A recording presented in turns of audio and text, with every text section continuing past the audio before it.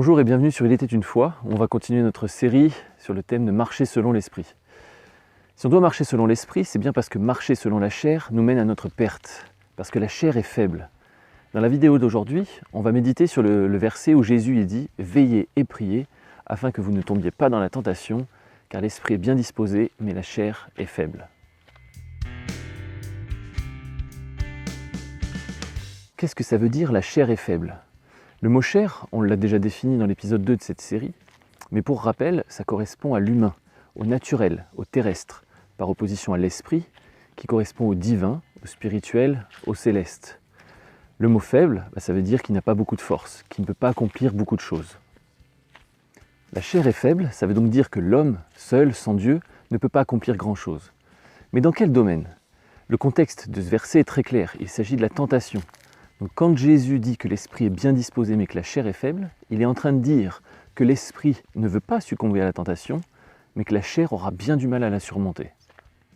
Jésus a été confronté à la faiblesse de cette chair, et c'est ce qui rend ce qu'il a accompli d'autant plus extraordinaire.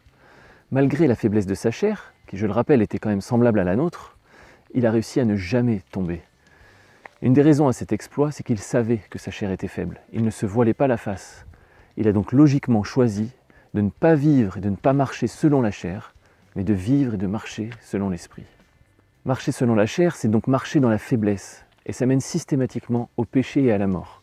Mais marcher selon l'esprit, c'est marcher dans la victoire, et ça mène systématiquement à la vie. Sachant tout ça, on comprend mieux pourquoi Jésus était si dur par rapport à la chair.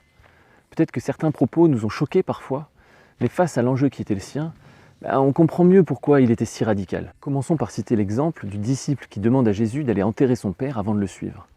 La réponse de Jésus est très directe, et on pourrait au moins la qualifier de déplacée, parce qu'il dit « Suis-moi et laisse les morts enterrer leurs morts ». Assez dur quand même. Bon, je vous rassure, il ne faut pas en faire une règle, et ça ne veut pas dire qu'on n'a pas le droit d'aller enterrer ses propres parents. Mais je crois simplement que le message derrière, c'est que quand Jésus t'appelle, il ne devrait y avoir aucune excuse pour différer ta réponse. Suivre l'esprit doit toujours être prioritaire, même sur les choses les plus naturelles et les plus légitimes qui soient. Juste avant cet épisode, il y a un scribe qui vient voir Jésus et qui lui dit « Maître, je te suivrai partout où tu iras ». Et là encore, la réponse de Jésus est surprenante. On dirait qu'il cherche d'entrée de jeu à le décourager. Il lui répond « Les renards ont des tanières, les oiseaux du ciel ont des nids, mais le Fils de l'homme n'a nul endroit où reposer sa tête. » Sous-entendu, si tu veux me suivre, ne compte pas trop sur le fait de te reposer, de te sentir confortablement installé ou en parfaite sécurité. On pourrait d'ailleurs faire le parallèle avec le verset cité en introduction où Jésus reproche à ses disciples de s'endormir plutôt que de veiller et prier avec lui. Marcher selon la chair, c'est donc aussi être capable, si Dieu nous le demande, de renoncer à certaines choses qui sont pourtant parfaitement légitimes. Ce sera très inconfortable pour notre chair, mais c'est tant mieux parce que le confort de la chair, ça nous endort. Notre repos, il doit être en Christ et pas dans la chair. Mieux vaut une chair tiraillée et un esprit réveillé qu'une chair dans le repos, dans le confort et un esprit endormi. Donc, reconnaissant que notre chair est faible, comment fait-on pour ne pas tomber dans la tentation ? Jésus est très clair, il faut veiller et prier. Veiller et prier, c'était le style de vie de Jésus.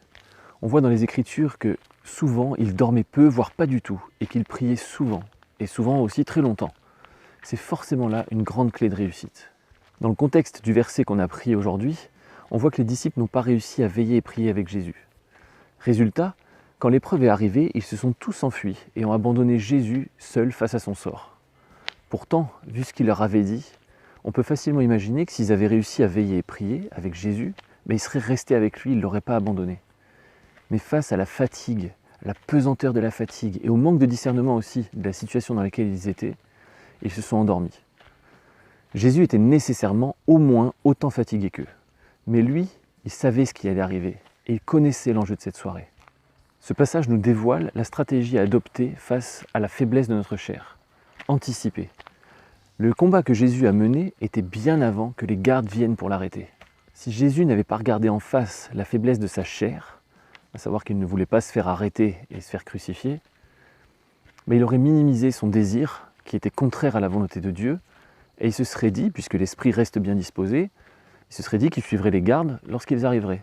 et du coup il se serait endormi avec les disciples. Mais la suite de l'histoire aurait été complètement différente parce qu'il se serait très probablement enfui lui aussi. Bien au contraire, Jésus a pris très au sérieux ce qui est en train de se passer au-dedans de lui, et fermement décidé à ne suivre que la volonté de son Père, il a entamé le combat contre la tentation, et jusqu'à ce que sa volonté se soumette. Et ça même avant d'être confronté à la situation. D'ailleurs, après ces instants, Jésus n'est plus du tout dans la faiblesse de la chair, mais il est fermement établi dans la volonté divine, et il ne bronchera pas une seule fois jusqu'à sa mort. Marcher selon l'esprit, c'est donc reconnaître la faiblesse de notre chair au point de décider de ne plus marcher selon la chair. C'est veiller et prier afin de discerner la chair qui voudrait s'exprimer et ne pas la laisser faire. C'est plonger incessamment dans la présence de notre Père pour recevoir le tout accompli et ainsi être victorieux. Si nous marchons ainsi, nous ne tomberons plus en tentation. Alors veillons et prions.